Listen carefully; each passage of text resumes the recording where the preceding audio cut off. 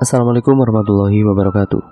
Dan pada video kali ini saya akan kembali lagi membacakan suatu kisah misteri yang kali ini berjudul tentang kisah Tumbal Pesugihan Dewi Lanjar.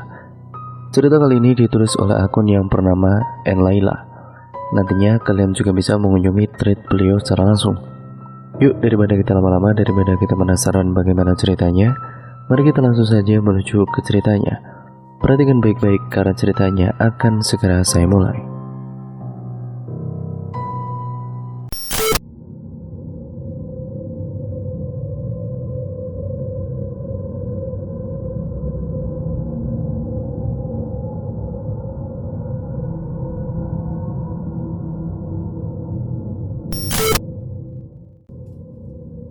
Prosesi pemandian jenazah tengah dilaksanakan.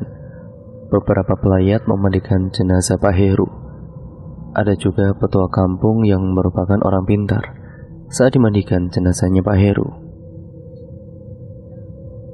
Namun, saat dimandikan tubuh Pak Heru selalu saja mengeluarkan nanah yang baunya busuk sekali. Padahal, sudah beberapa kali disiramkan dan dimandikan, tetapi tetap saja nanahnya keluar. Saat itu petua tersebut sampai menggeleng-gelengkan kepalanya karena melihat jenazahnya Pak Heru yang terus-menerus mengeluarkan nanah. Astagfirullahaladzim, ucap Pak Husen. Bagaimana ini Pak? Tanya salah satu warga. Sudah, lanjutkan saja terus dimandikan jenazahnya, kata Pak Husen. Dengan segera warga yang lain memandikan jenazah Pak Heru, tapi nanahnya selalu saja keluar bercucuran hingga baunya sangat busuk dan juga menyengat. Panggilkan istri dan anaknya, perintah Pak Husen. Salah satu pelayat itu memanggilkan anak dan istri Pak Heru yang berada di dalam rumah. Bu Siska, teriaknya. Isak tangis masih terlihat di dalam rumah, merasa iba atas kematiannya Pak Heru yang mengenaskan itu. Ada apa Pak? Tanya Bu Siska sambil menangis. Jenazahnya Pak Heru mengeluarkan nanah terus Bu, padahal sudah dimandikan. Astagfirullahaladzim, ucap Bu Siska yang kemudian beranjak pergi melihat ke lokasi pemandian jenazah. Sesamanya di tempat pemandian jenazah, Bu Siska langsung menangis histeris saat melihat jenazah suaminya.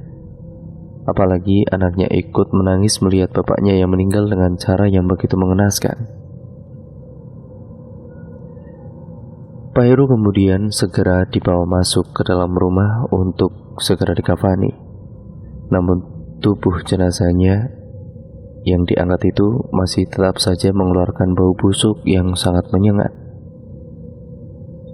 Saat akan dikafani, bisul nanahnya itu pun terus mengeluarkan cairan yang sangat deras sekali.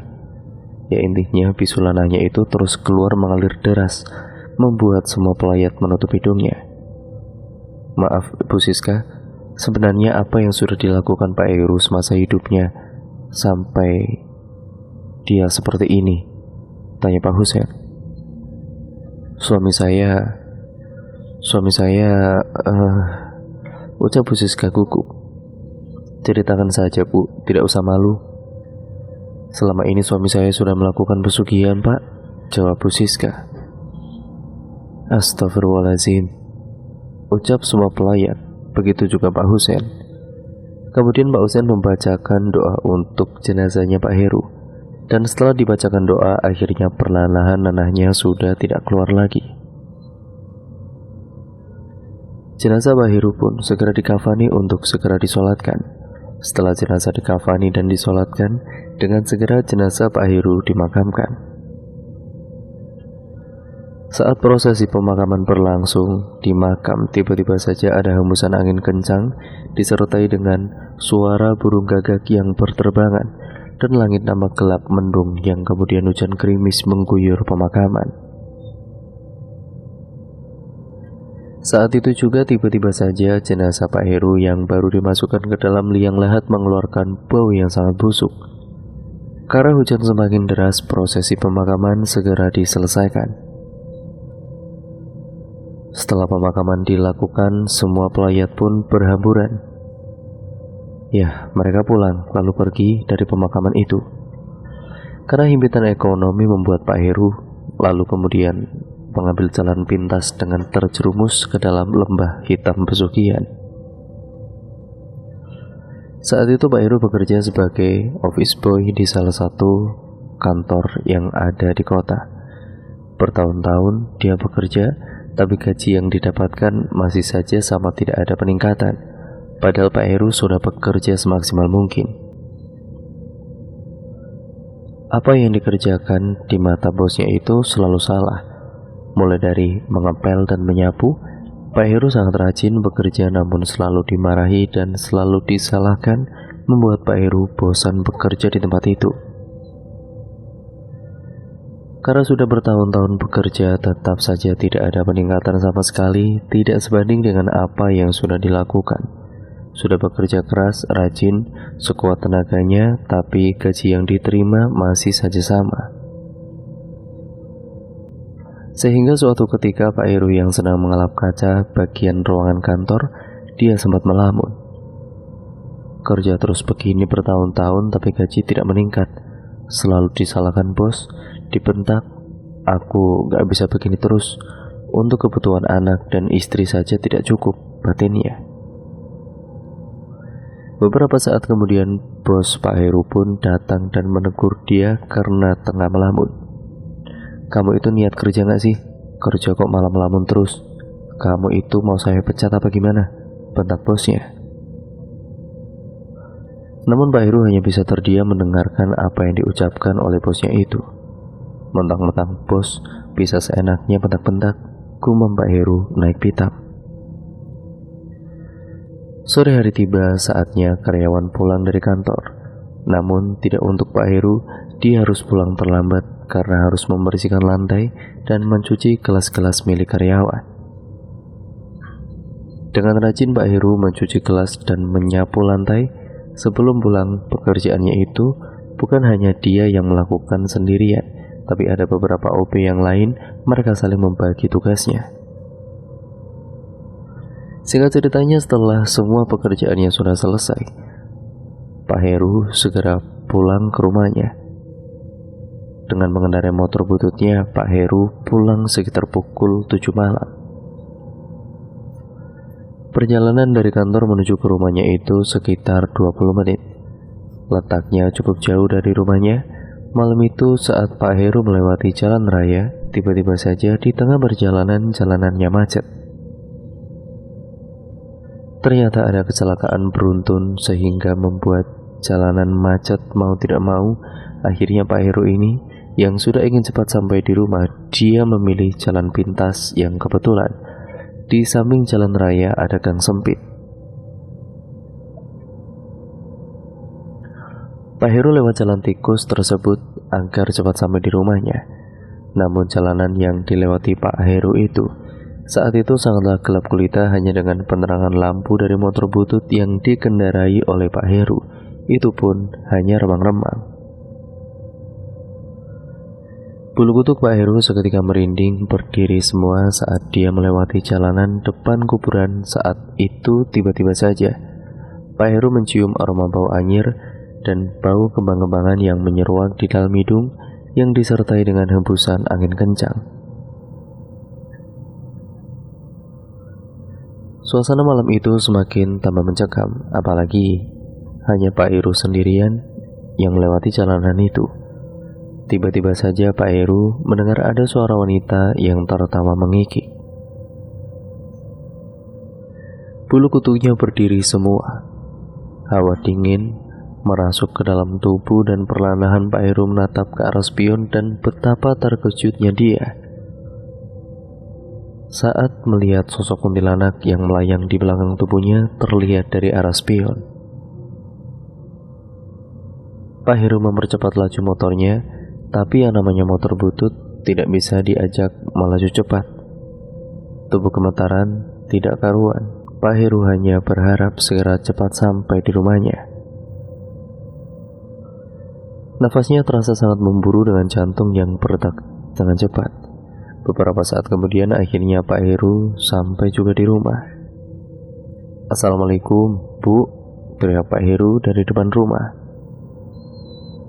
"Waalaikumsalam. Iya bentar Pak," ucap Bu Siska sembari merapihkan mukena yang telah dipakainya. "Cepetan Bu," ucapnya lagi. Dengan segera Bu Siska beranjak ke depan untuk membukakan pintu rumah.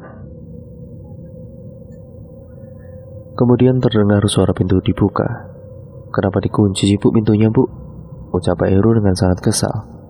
"Iya tadi Ibu habis sholat Pak. Kenapa Pak? Kok ngos-ngosan seperti itu?" tanya Bu Siska. "Anak-anak gimana?" "Ada di kamar Pak. Tadi Bapak habis dikejar sama hantu, makanya Bapak takut." "Hantu? Di mana Pak? Masa iya Pak?" cecar Bu Siska. "Beneran, tadi Bapak lewat depan kuburan, lewat jalan tikus, ya soalnya jalan raya itu kan macet. Di belakang Bapak ada kuntilanak terbang," jelasnya. "Tapi nggak ikut ke sini kan Pak?" tanya Bu Siska sedikit bercanda. "Ya enggak lah Bu. Sudah, sana Bapak mandi saja dulu. Itu sudah Ibu siapkan air hangatnya Pak." Dengan segera Pak Heru beranjak ke kamar mandi untuk mandi. Setelah mandi, keluarga kecil Pak Heru makan malam bersama dengan makanan seadanya. Pak Heru dan Bu Siska memiliki 2 anak. Anak yang pertama laki-laki berusia sekitar 17 tahun, duduk di kelas 2 SMA. Sedangkan anaknya yang kedua perempuan masih duduk di kelas 5 sekolah dasar. "Pak, aku sudah ditagih uang SPP terus Pak sama Bu Guru. Kapan Bapak akan bayar SPP-nya Pak?" tanya Agung. "Sabar ya Agung, nanti Bapak juga pasti akan bayar kok." Meskipun makanan yang seadanya, kedua anak Pak Heru tidak kebanyakan protes, ya karena mereka tahu dengan kondisi kedua orang tuanya. Setelah selesai makan malam, Pak Heru dan Bu Siska duduk berdua di depan teras rumahnya sembari memandangi kerlip bintang yang bertaburan di langit, disertai dengan cahaya bulan yang menyinari malam itu. "Bu, Bapak sudah kerja bertahun-tahun tapi hidupnya gini-gini aja, tidak ada perubahan. Gajinya tidak nambah sama sekali, yang ada terus dibentak, disalahkan sama bos. Bapak pengen buka usaha aja Bu, tapi Bapak bingung mau usaha apa, modal dari mana juga," ucap Pak Heru. "Sabar Pak, rezeki sudah ada yang ngatur. Lebih baik Bapak perbanyak ibadah saja." "Ya, begitulah Pak, namanya juga hidup. Ya tapi Bapak nggak bisa begini terus Bu. Apalagi itu kan anak-anak sudah pada gede, kebutuhannya semakin banyak," ujar Pak Heru. "Iya Pak, Ibu tahu. Tapi mau bagaimana lagi Pak? Kalau Bapak mau pindah, mau kerja apa?" Seketika suasana menjadi hening dan saling terdiam satu sama lain dan berpikir. Pak Heru pun menghela nafas panjangnya karena telah lelah dengan keadaannya. Singkat ceritanya, pagi hari kebetulan Pak Heru libur kerja. Dia berdiam diri di rumah sembari memainkan ponselnya di depan teras rumah. Beberapa saat kemudian, istrinya datang menghampiri Pak Heru. "Sedang apa Pak?" "Ini Bu, sedang lihat berita." Tiba-tiba saja ponsel yang digenggamnya itu berdering ada notifikasi panggilan telepon dari teman Pak Heru. Dengan segera dia mengangkat telepon dari teman lama yang bernama Pak Muji. "Halo, gimana Ci? Ada apa?" tanya Pak Heru. "Kamu bisa datang gak hari ini ke rumahku?" ucap Pak Muji. "Memangnya ada apa Ci? Tumben banget. Sini kumpul sama teman-teman lama." "Oh iya, nanti aku segera ke sana," jawab Pak Heru. Kemudian sambungan telepon itu pun dimatikan setelah obrolan sudah selesai. "Siapa Pak?" "Muji Bu, teman lama Bapak." "Kenapa Pak, ada apa?"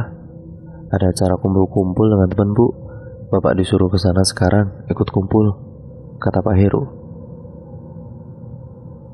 Oh ya sudah, Bapak ikut saja sana. Iya Bu, kalau begitu Bapak siap-siap dulu ya. Bu Siska pun kemudian mengangguk bertanda mengiyakan apa yang diucapkan oleh Pak Heru. Beberapa saat kemudian Pak Heru keluar sudah rapi. Saat akan melanjutkan perjalanan ataupun melajukan motornya, Pak Heru ini merasakan motor yang ditumpanginya itu terasa sangat berat sekali. Dengan segera Pak Heru mengecek ban motor dan ternyata benar ban motornya itu bocor. Kenapa Pak? Tanya Bu Siska yang sedari tadi duduk di depan teras. Ini Bu, tiba-tiba saja ban motorku kok bocor Bu. Ya sudah, biar nanti Ibu bawa ke bengkel saja. Bapak naik angkutan saja Pak. Iya Bu, tolong ya Bu. Ini nanti dibawa ke bengkel, kata Pak Heru. Beberapa saat kemudian Pak Heru segera berangkat dengan naik angkutan. Rumahnya Pak Muji dari rumah Pak Heru itu cukup jauh, sekitar 30 menit perjalanan. Dalam perjalanannya, Pak Heru mendengar cerita dari dua orang bapak-bapak di sampingnya. Mereka membicarakan tentang pesugihan Dewi Lanjar. Pak Heru mendengarkan dengan seksama kedua telinganya hingga dia mendengar semua pembicaraan, bahkan alamat tempat pesugihan tersebut. Beberapa saat kemudian Pak Heru sampai di depan rumah Pak Muji yang kebetulan rumahnya berada tepat di pinggir jalan. Jadi Pak Heru bisa langsung turun dari angkutan tepat di rumah Pak Muji. Di depan rumah Pak Muji sudah ada beberapa temannya yang kumpul-kumpul. Pak Heru pun segera ikut ngumpul dengan teman-temannya itu. Hei, Her, apa kabar? Sini duduk, ucap Pak Muji. Terlihat semua teman-temannya itu sudah sukses, semuanya sudah membawa mobil mewah pribadi masing-masing. Hanya Pak Heru saja yang datang dengan naik angkutan umum. Namun tanpa gengsi, Pak Heru segera ikut berkumpul dengan teman-temannya itu. Mereka saling berbincang satu sama lain dan menceritakan kehidupan masing-masing keluarganya, sembari melepas kangen karena sudah lama sekali tidak pernah bertemu. Singkat ceritanya, Pak Heru kembali bekerja ke kantor sebagai office boy. Setiap pagi dia selalu menyapu, mengepel lantai, bahkan juga membuatkan kopi untuk karyawan kantor yang lain. Di sela-sela istirahatnya, di tengah-tengah terduduk di dapur sembari melamun. Apa aku melakukan pesugihan saja ya? Seperti yang diucapkan kedua bapak kemarin di angkot. Batinnya sembari melamun dengan tatapan kosong. Beberapa saat kemudian Pak Heru terperanjat kaget ketika dikejutkan salah satu teman OB yang lain. Woi, ngelamun aja kamu itu Pak Heru. Iya, ada apa? Tanya Pak Heru. Itu ada yang minta dibuatkan kopi Pak. Memangnya kamu kenapa kok nggak buatkan? Ini saya mau mengantarkan ke ruang lain Pak. Oh iya, ya sudah kalau begitu, timpal Pak Heru. Dengan segera Pak Heru beranjak untuk membuatkan kopi untuk karyawan.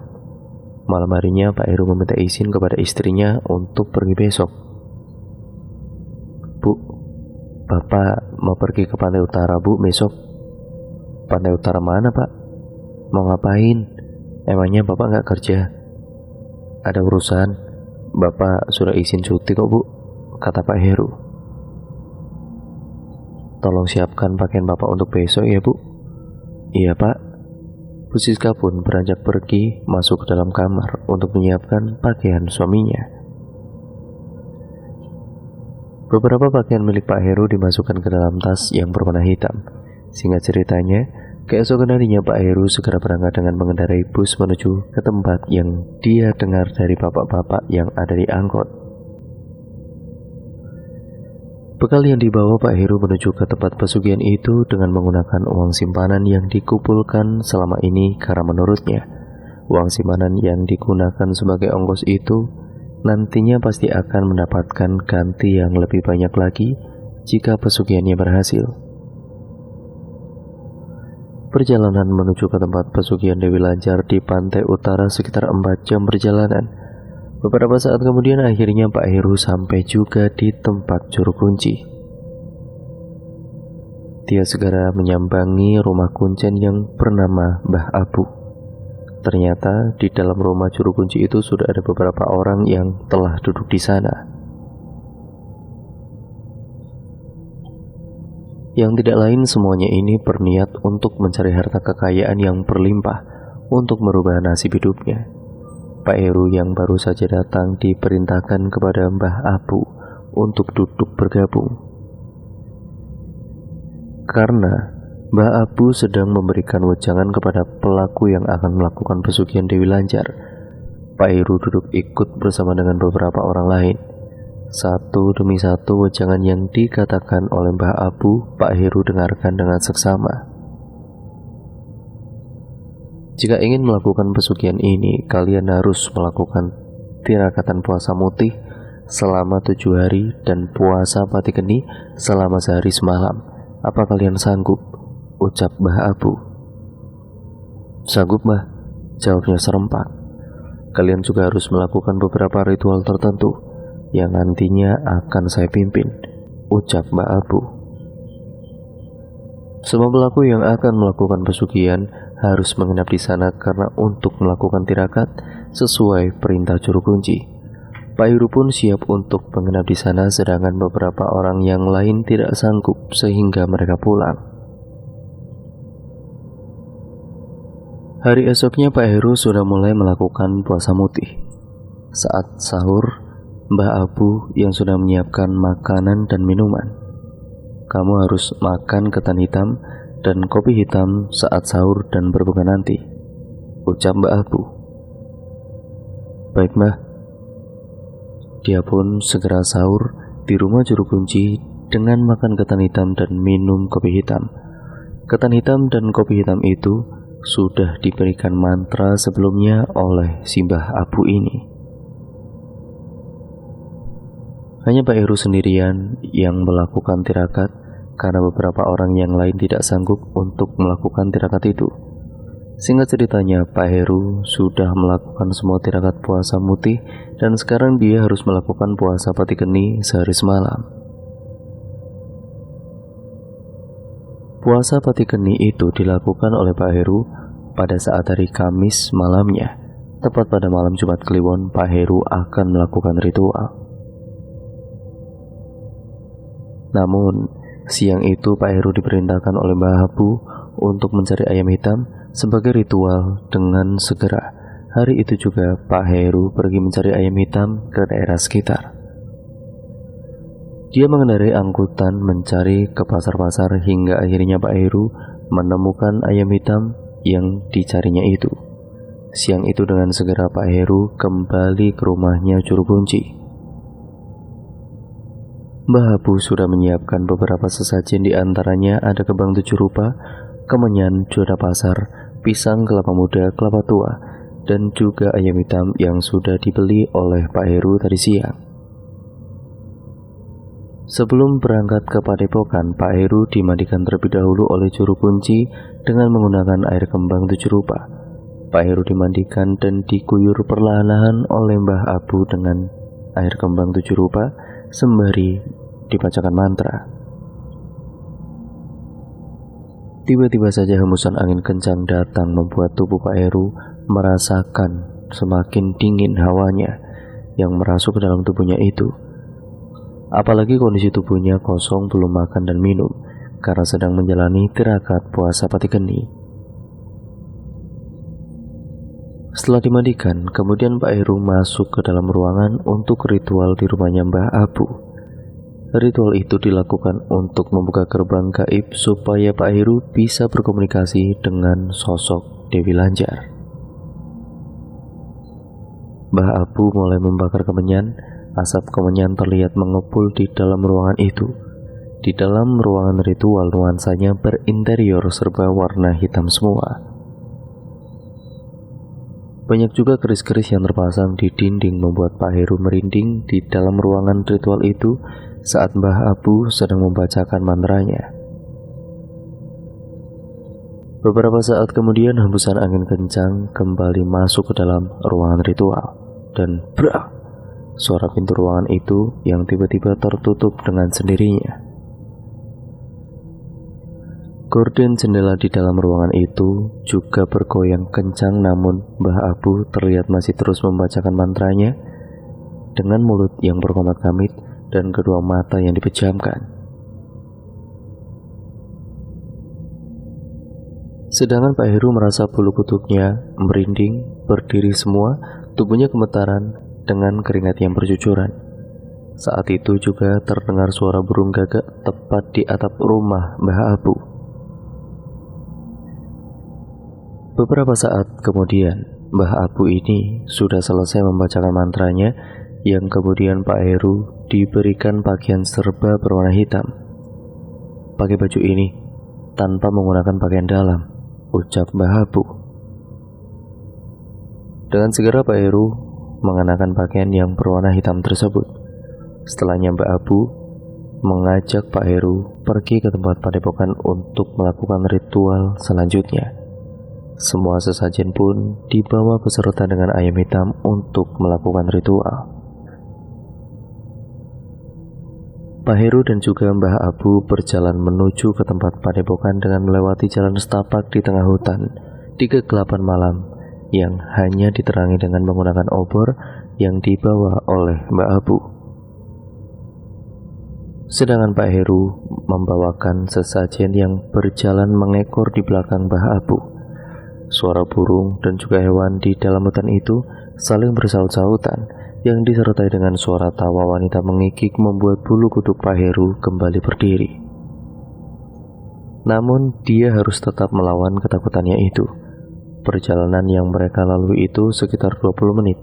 Beberapa saat kemudian Pak Heru dan Mbah Abu sampai juga di tempat padepokan. Sesamanya di padepokan, Pak Heru dipersilahkan untuk duduk menghadap ke arah pantai utara. Sesajen tadi diletakkan tepat di hadapannya Pak Heru, yang kemudian Pak Heru diberikan mantra oleh Mbah Abu. Bacakan mantra itu tepat pukul 12 malam. Di dalam padepokan itu sudah ada jam dinding sehingga dia tahu kapan harus membacakan mantranya. Di depan Mbah Heru sudah ada kursi yang berbentuk seperti kursi kerajaan yang menghadap ke arahnya. Jika ada gangguan, jangan dihiraukan. Saya pulang dulu. Setelah ritual selesai, segera kembali ke rumah saya, ucap Mbah Abu. Baik Mbah, jawabnya dengan singkat. Beberapa saat kemudian Mbah Abu pergi meninggalkan Pak Heru sendirian di padepokan itu. Hingga tiba tepat waktu pukul 12 malam, Pak Heru ini segera membacakan mantranya. Mantra itu dibacakan oleh dia sampai beberapa kali. Selama beberapa saat, tiba-tiba saja ada hembusan angin kencang masuk ke dalam padepokan itu, disertai dengan wangi harum khas kembang-kembangan menyeruak ke dalam hidung Pak Heru. Pak Heru merinding gemetaran ketika dia melihat ada sosok Dewi Lanjar tengah duduk di kursi hadapannya. Sosok itu mengenakan pakaian kebaya yang indah dengan berwarna hijau, dilengkapi dengan warna kuning serta ada mahkota di kepalanya. Wajahnya sangat cantik sekali serta aromanya yang harum. Tidak hanya itu, di belakang Dewi Lanjar ada 2 orang pengawal berdiri di belakangnya. Keringat dingin bercucuran menetes membasahi pakaian hitam yang dikenakannya serta tubuh yang gemetaran dan nafasnya yang memburu. Dengan segera Pak Heru sungkem kepada Nyai Dewi Lanjar dari tempat duduknya. Keringat dingin bercucuran menetes membasahi pakaian hitam yang dikenakannya serta tubuh yang gemetaran dan nafasnya yang memburu. Dengan segera Pak Heru sungkem kepada Dewi Lanjar dari tempat duduknya. Jika kamu mau mendapatkan kekayaan, ada syarat yang harus kamu bayar. Apa syaratnya? Tanya Pak Heru dengan gugup. Kamu harus mengorbankan orang yang berharga di hidupmu dan yang paling kamu sayangi untuk ikut denganku, ucapnya. Baik Nyai, saya akan turuti syaratnya, kata Pak Heru. Tapi kamu harus menyiapkan tumbal itu setiap 1 suro. Boleh bukan dari keluargamu, tapi untuk persembahan awal kamu harus merelakan salah satu anggota keluargamu sendiri.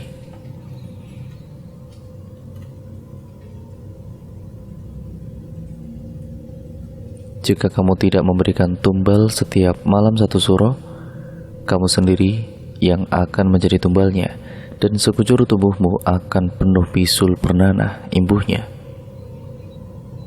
Pak Heru pun mengangguk menjawab ucapan dari sosok Dewi Lanjar. Kalau kamu sudah siap merelakan orang yang kamu sayangi, potong ayam hitam itu, ucapnya. Dengan segera Pak Heru menyembelih ayam hitam itu, sembari mengingat orang yang akan dijadikan tumbal saat penyembelihan ayam hitam itu disaksikan langsung oleh sosok Dewi Lanjar. Setelah ayam itu sudah disembelih, beberapa saat kemudian sosok itu menghilang dari hadapan Pak Heru. Singkat ceritanya, Pak Heru pun kembali ke rumahnya Mbak Abu untuk melakukan cara selanjutnya. Sebelum terbit fajar sekitar pukul 3 malam, Pak Heru berjalan sendiri di tengah hutan. Terdengar suara anjing menggonggong dan suara burung berkicau. Tidak hanya itu, tiba-tiba saja di atas pohon Pak Heru melihat ada sosok wanita berpakaian putih lusuh dengan rambut acak-acakan dan tubuh yang bolong penuh dengan darah, menatap ke arah Pak Heru dengan tertawa mengikik. Bulu kuduknya merinding ketakutan, namun dengan keberaniannya itu Pak Heru terus berjalan tidak menghiraukan sosok itu. Beberapa saat kemudian Pak Heru sampai juga di rumahnya Mbah Abu.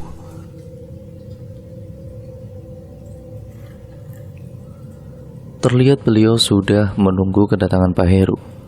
Esok paginya Pak Heru diberikan makanan dan minuman oleh Mbah Abu. Seperti biasa Pak Heru makan ketan hitam dan minum kopi hitam.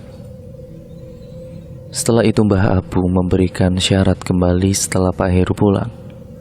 Siapkan kamar khusus untuk melakukan ritual setiap malam Jumat Kliwon, dan kamu harus berbaring di kamar itu dengan tubuh yang menyilang di pintu. Dan malam itu kamu membacakan mantra, nanti sosok Dewi Lanjar akan datang ketika kamu memejamkan kedua mata, dan kamu bisa berkomunikasi dengannya, jelas Mbah Abu. Baik Mbah, saya mengerti. Kalau begitu pulanglah. Tumpukan uang sudah menantimu di bawah kasur, ucap Mbah Abu. Kamu jangan kaget kalau saat kamu pulang di rumah kamu sudah ada banyak orang. Karena itulah orang yang sudah kamu relakan atas syarat yang kamu lakukan itu, imbuhnya. Seketika Pak Heru terdiam dan lemas seketika. Dengan segera Pak Heru kembali pulang ke rumahnya, dan benar sesamanya di rumah Pak Heru melihat sudah banyak orang yang datang serta terlihat ada bendera kuning. Pak Heru langsung masuk ke dalam rumah untuk melihat jenazah anak perempuan yang kedua itu terlihat terbujur kaku dengan sekujur tubuh berwarna hitam seperti terbakar, serta ada sayatan berwarna merah di bagian lehernya. Pak Heru menangis tidak kuasa melihat anak yang disayanginya itu meninggal dunia.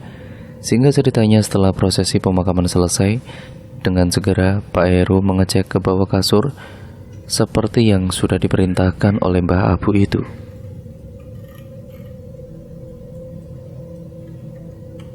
Saat melihat ke bawah kasur, betapa terkejutnya Pak Heru melihat banyak sekali tumpukan uang yang selama ini belum pernah dia miliki. Pak Heru pun sangat senang sekali. Dan semenjak itu Pak Heru sudah tidak lagi bekerja di kantor jadi office boy lagi. Dia membuka usaha sendiri dengan toko barang elektronik di pasar. Bahkan Pak Heru juga sudah bisa merenovasi rumahnya menjadi mewah berlantai 2. Dia juga sekarang sudah memiliki mobil mewah yang terparkir di garasi rumahnya.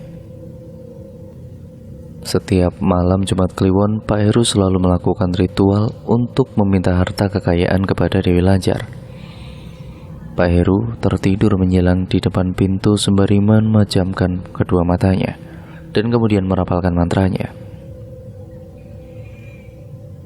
Kemenyan sudah dibakar oleh dia sebelumnya. Beberapa sesajen juga sudah disiapkan. Hembusan angin kencang masuk ke dalam kamar ritual tersebut, disertai dengan aroma yang sangat wangi sekali.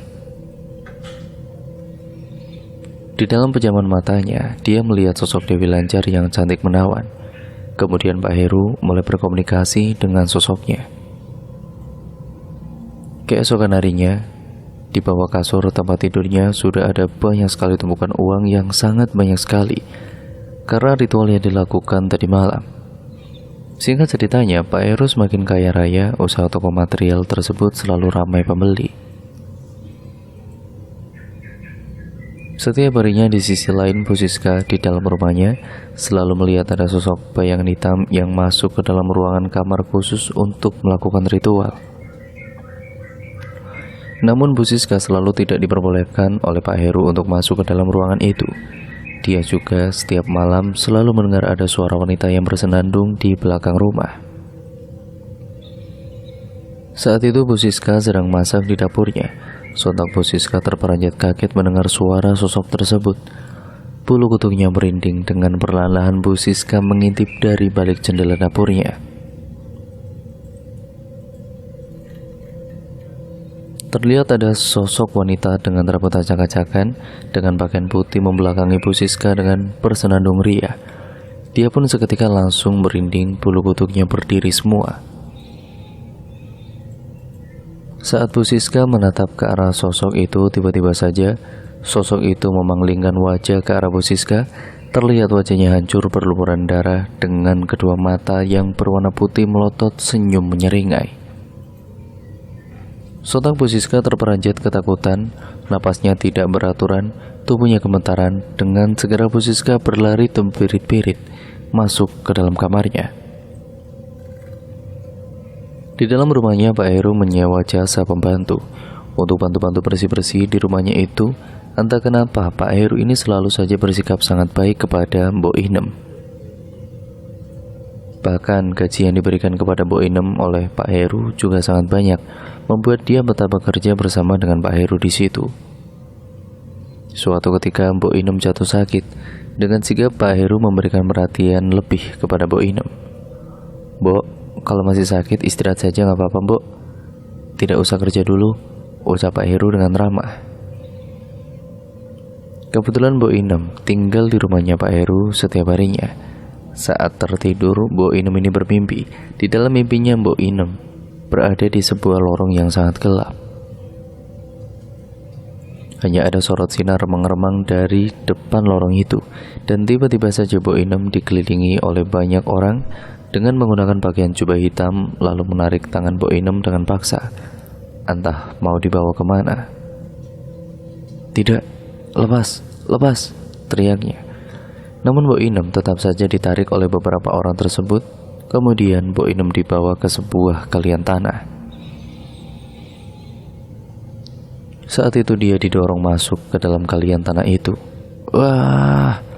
Seketika Mbok Inem terperanjat bangun. Dengan napas yang tersengal-sengal, keringat dingin membasahi daster dan yang dikenakannya itu.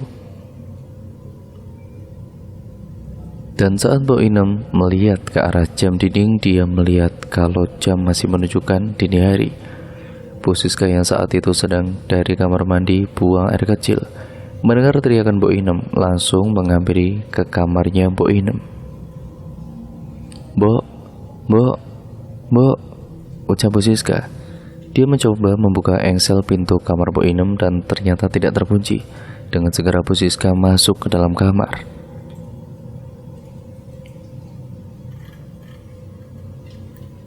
"Mbok, ada apa, Mbok? Kenapa, Mbok? Kok teriak-teriak tadi?" cecar Bu Siska.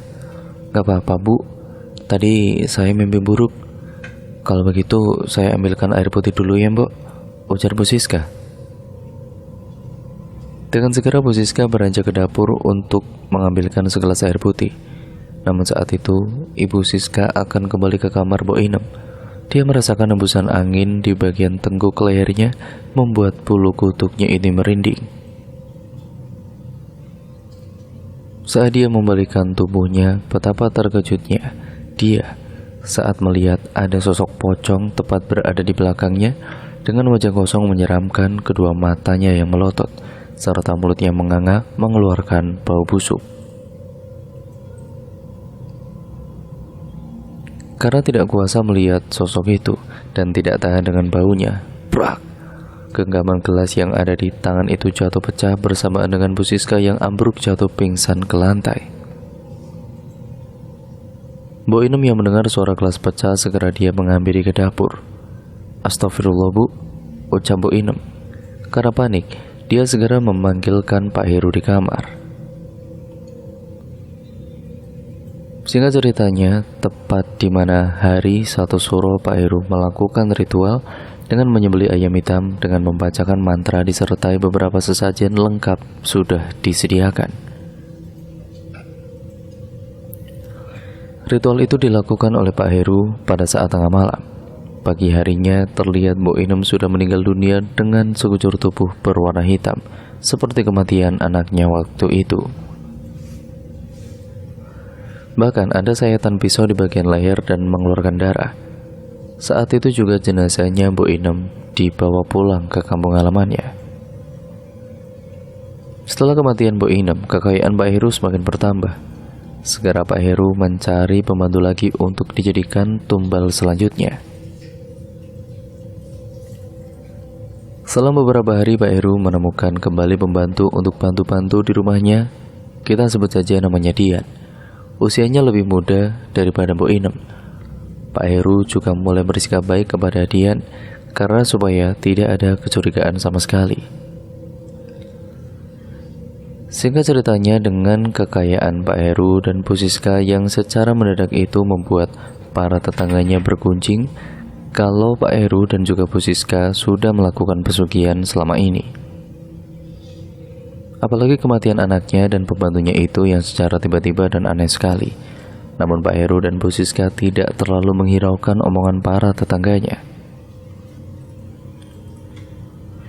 Di toko elektronik milik Pak Heru juga ada beberapa karyawan yang bekerja di sana. Salah satu karyawannya yang laki-laki saat itu sedang memperbaiki kabel kulkas yang rusak. Karena dia tidak tahu kalau kulkas tersebut ternyata masih tersambung dengan aliran listrik, akhirnya saat itu juga dia tersetrum dan meninggal dunia di toko elektronik milik Pak Heru.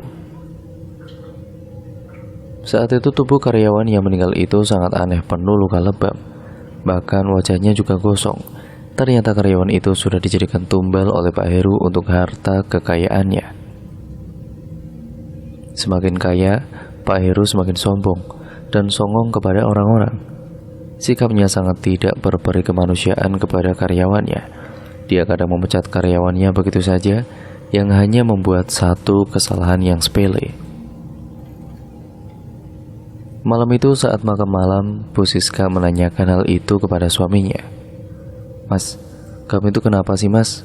Karyawan yang tidak salah itu kok dipecat begitu saja? Kan kasihan mas, dia punya keluarga yang masih membutuhkan uang," ucap Bu Siska. "Gak salah kamu bilang. Dia itu sudah membuat toko hampir bangkrut. Dia lalai dalam mengemudikan mobil, hingga aku rugi banyak," kata Pak Heru dengan tegasnya. "Iya mas, tapi kasihan kan, kamu masih punya banyak uang untuk mengganti kerugian itu. Sudahlah, kamu itu tidak usah ikut campur bu," ujarnya. Bu Siska pun hanya bisa terdiam, tidak bisa melawan ucapan dari suaminya. Saat itu juga Pak Heru segera pergi keluar ke rumah. Dia pergi ke tempat klub malam dan bertemu dengan banyak wanita penghibur di sana. Dia berfoya-foya bahkan meminum minuman keras. Di klub malam itu Pak Heru bertemu dengan temannya yaitu Pak Muji dan beberapa teman lamanya yang lain. Her, sudah sukses sekarang kamu ya? Bisa pergi ke tempat seperti ini segala," ucap Pak Muji. "Iya dong, masa kamu saja yang bisa pergi ke tempat seperti ini?" kata Pak Heru. "Baguslah, ada perubahan, gak kere terus. Palingan juga kamu melakukan pesugihan kan?" timpal Pak Muji. "Maksudmu apa Ji?" ucap Pak Heru naik pitam. Pak Heru naik pitam dengan omongan yang dilontarkan oleh Pak Muji dan pengaruh minuman keras membuatnya semakin emosi. Namun pertengkaran itu dilerai oleh beberapa temannya yang lain. Besok paginya, Pak Heru ini kemudian kembali pulang ke rumah dengan jalan sempoyongan. "Astagfirullah mas, kamu mabuk mas?" tanya Bu Siska. Pak Heru hanya menghindar saja apa yang diucapkan oleh Bu Siska. Benar-benar kelakuannya Pak Heru sekarang sudah berubah drastis, tidak seperti dulu lagi. Singkat ceritanya, Dian yang pembantunya itu yang sedang mengepel rumahnya tiba-tiba melihat ada sebuah tapakan kaki berdarah. Di lantai jejak kaki itu perlahan-lahan dia ikuti dan ternyata tapakan kaki itu, yang kaki berdarah itu ternyata menuju ke kamar khusus. Saat Dian akan membuka kamar itu, tiba-tiba saja Pak Heru melihatnya. "Hei, Dian, kamu mau ngapain di situ?" Tanyanya penuh dengan amarah. "Maaf Pak, saya mau mengepel ruangan kamar ini kok." "Tidak usah, jangan pernah sekali-kali kamu masuk ke dalam kamar itu," tegas Pak Heru. Iya Pak, saya minta maaf," ucap Dian. "Sudah, sekarang bersihkan ke tempat lain saja," kata Pak Heru. Dengan segera Dian membersihkan tapakan kaki yang berdarah itu. Saat tapakan kaki darah itu dibersihkan, baunya sangat anyir dan amis sekali. Ketika dia sedang mengepel tapakan kaki darah itu, tiba-tiba saja hembusan angin kencang masuk ke dalam dan disertai dengan bau bangkai yang menyeruak masuk ke dalam hidung. Saat itu juga tiba-tiba Dian melihat ada sosok genderuwo yang berdiri di depan pintu rumah dan tubuhnya itu sangat besar dan tinggi. Giginya panjang bertaring dengan bulu yang lebat dan sekujur tubuhnya serta kedua matanya yang menyala menatap ke arah Dian. Sontak Dian terperanjat dengan tubuhnya yang gemetaran dan bulu kutuk berdiri semua. Beberapa saat kemudian sosok itu menghilang, dan siang itu Pak Heru dan juga Bu Siska hendak pergi entah kemana. Kini tinggal Dian saja di rumah sendirian. Karena rasa penasarannya yang sangat tinggi untuk melihat ke kamar khusus itu, Dian pun kemudian membuka pintu kamar itu secara diam-diam. Dian terkejut ketika melihat ada banyak sesajen di dalam kamar itu. Dan brak, tiba-tiba saja pintu kamar ruangan itu tertutup dengan sendirinya. Sontak Dian terperanjat kaget. Hembusan angin masuk menyeruak disertai dengan aroma wangi yang masuk ke dalam hidung. Tiba-tiba saja saat itu terlihat ada sosok Dewi Lancar dengan raut wajah yang sangat murka melihat Dian masuk ke dalam kamar tersebut. Tubuh Dian gemetaran tidak karuan, bulu kutuk berdiri semua, tangannya dingin, wajahnya memucat. Tiba-tiba saja sosok itu menyerang tubuh Dian hingga kedua matanya melotot, tangan memegangi lehernya yang terasa seperti tercekik, bahkan lidah yang menjulur ke depan. Seketika Dian ambruk tidak kuasa untuk menahan rasa sakitnya, dan dia meninggal dunia di dalam kamar khusus itu karena sudah berani masuk secara diam-diam. Singkat ceritanya, Pak Heru dan Bu Siska yang sedari tadi pergi, sore harinya mereka pulang dan Dian, teriak Bu Siska. Namun tidak terdengar sahutan dari Siska, sehingga Bu Siska mencium ada bau anyir di dalam kamar tertutup itu. "Pak, di kamar ini kok bau anyir ya Pak? Coba dibuka Pak, ada apa?" "Nggak ada apa-apa Bu, coba aja Pak lihat. Perasaan Ibu tidak enak Pak." Mau tidak mau akhirnya Pak Heru terpaksa membuka kamar khusus itu. Dan terlihat sudah ada Dian yang terkapar di lantai dengan kedua mata yang melotot, lidah menjulur ke depan, serta tangan yang mencekik lehernya sendiri. Semenjak saat itu akhirnya Bu Siska tahu kamar khusus itu ternyata suaminya telah melakukan pesugihan. Pak Heru juga sudah mengakui itu semua kepada Bu Siska. Jenazah Dian pun segera dikembalikan ke rumah kedua orang tuanya Dian oleh Pak Heru dan juga Bu Siska. Setiap harinya Pak Heru selalu pergi ke tempat hiburan malam. Bahkan dia sampai bermain judi. Uang yang dimilikinya itu dipergunakan untuk judi dan minuman keras. Dia selalu menyewa wanita malam untuk melayani nafsunya. Berapapun harganya akan dibayar oleh Pak Heru. Bahkan dia mentraktir teman-temannya untuk minum-minum.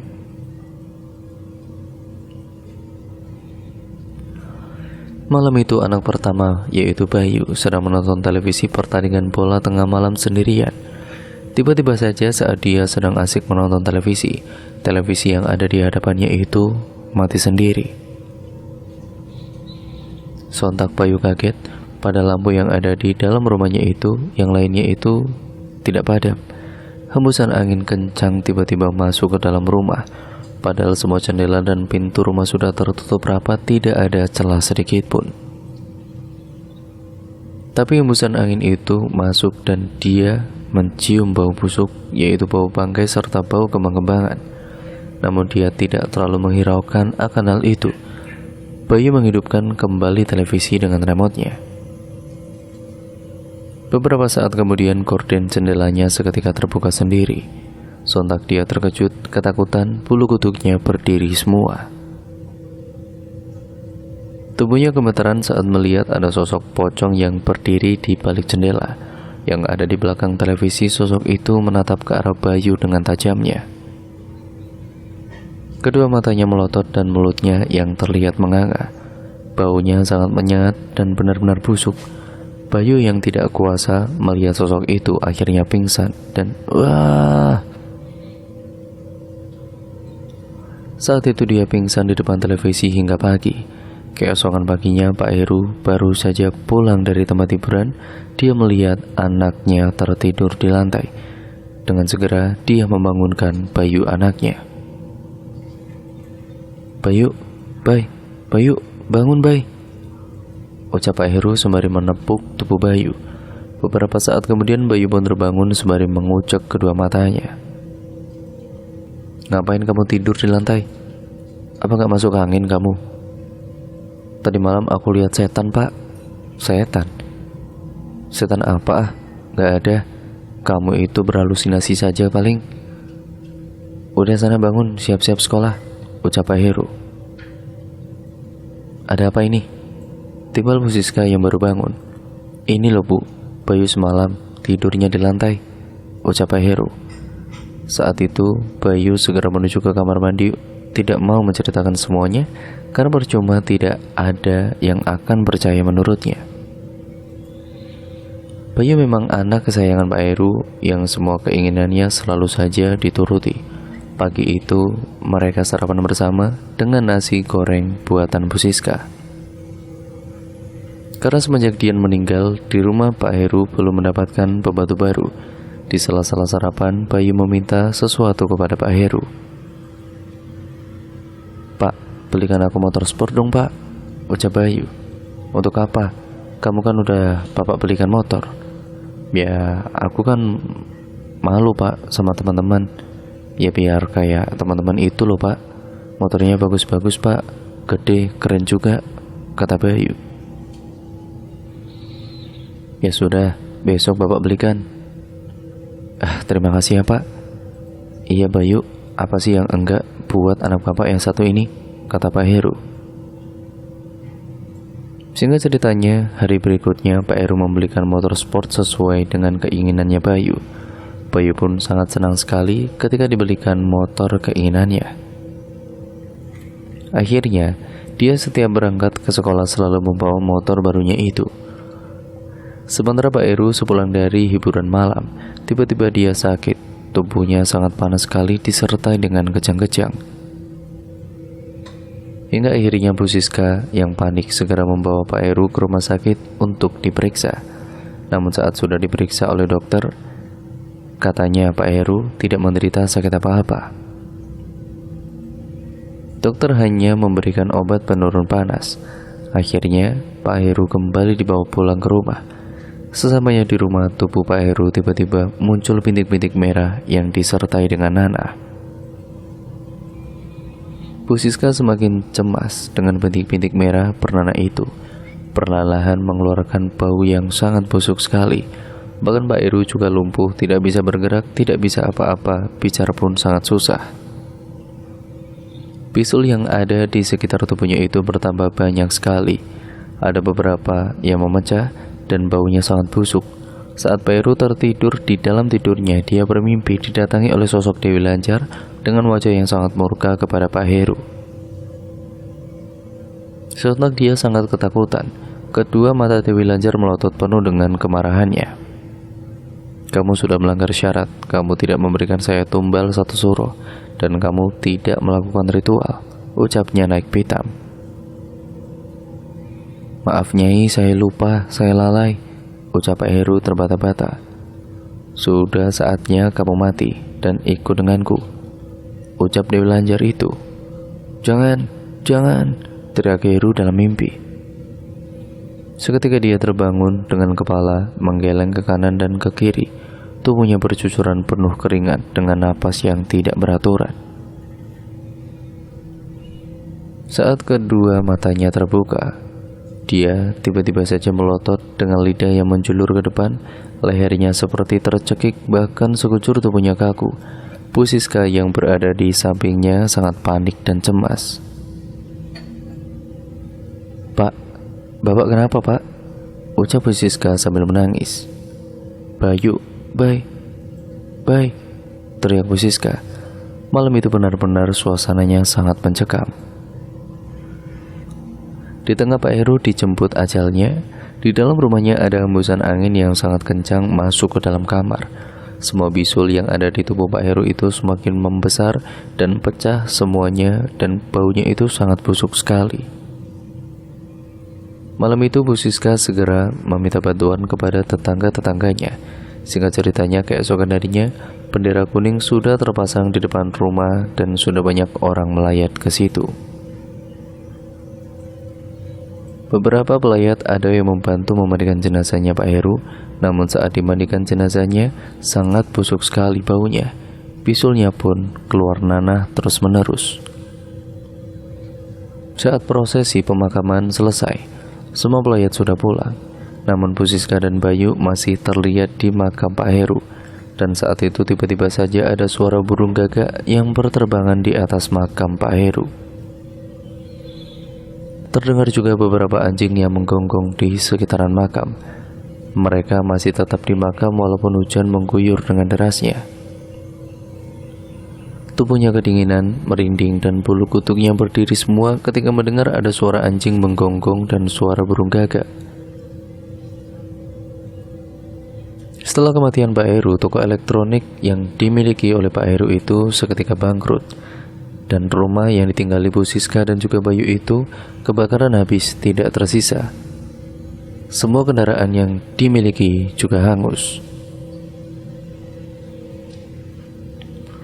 Saat itu Bayu dan juga Bu Siska sedang pergi ke rumah neneknya. Dan semenjak itu pula akhirnya Bu Siska dan juga Bayu tinggal di rumah nenek Bayu, yaitu ibunya Bu Siska. Pak Heru mendapatkan balasan apa yang telah diperbuatnya selama hidupnya. Karena dia tidak menjalankan syarat, dia telah lalai tidak memberikan tumbal 1 suro kepada Dewi Lanjar. Saat itu dia sedang asik-asiknya bermain judi dan minum minuman keras, sehingga membuat dirinya lupa daratan, tidak mengingat untuk melakukan ritual itu kembali.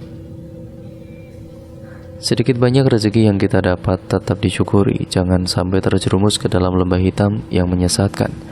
Semoga kita selalu dalam lindungan Allah SWT. Pertebal iman kita dan berbanyak ibadah, jangan ikut ke dalam lembah jin atau pesugihan yang menyesatkan. Siapapun yang bersekutu dengan jin pasti akan berakhir menderita, dan bahagia dirasakan hanya sesaat saja. Dan cerita pun akhirnya selesai sampai di sini ya teman-teman. Wassalamualaikum warahmatullahi wabarakatuh.